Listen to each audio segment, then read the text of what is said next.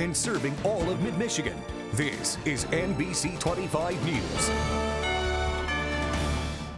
We're less than a month away from spring, but the harsh winter weather could bring the worst pothole season Genesee County roads have ever seen. Good evening, everyone. I'm Sadie Hughes. Thank you for joining us tonight. The fluctuating temperatures have caused more damage to Mid-Michigan roads, and Commission officials say the pothole patching they've done is only a temporary fix. NBC 25's Nikki Zizaza is live in Clio and explains why the pothole problem is so bad. Nikki? Sadie, I'm live here in Clio on Vienna Street, and as of right now, the roads do not appear to be that bumpy. However, take a look. It's a pothole like this one that Commission officials are saying are going to become worse and be more problematic for drivers come the spring.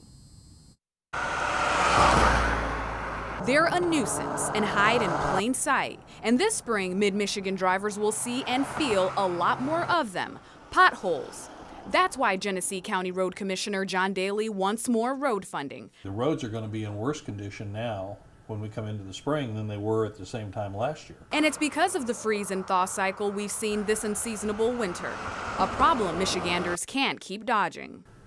It's a year later, and it really comes down to the fact that on a continuing basis, we're not putting the money into Michigan's roads that we should have been putting in over the last 20 years. But while state officials agree something's got to be done, Legislative Associate John Lamacchia says it's not an easy fix. There's no central agreement on the perfect way in which to solve the problem, but I don't think in the way in which we operate, perfect is always, you know, the aspect of what works. I mean, I think what we have to ensure is that we find a plan that is reasonable for all. Whatever happens, Daly says Genesee County drivers in particular will have a harder time avoiding potholes. If you look at the latitude that Flint, Michigan's at, and you go about 30 miles on each side of that, that's where all your potholes form. That's where the worst of them form. As for drivers, Daly says it's up to them. If we want to take the legislators to task, then the way to do that is simply let that reflect in an election for the legislature.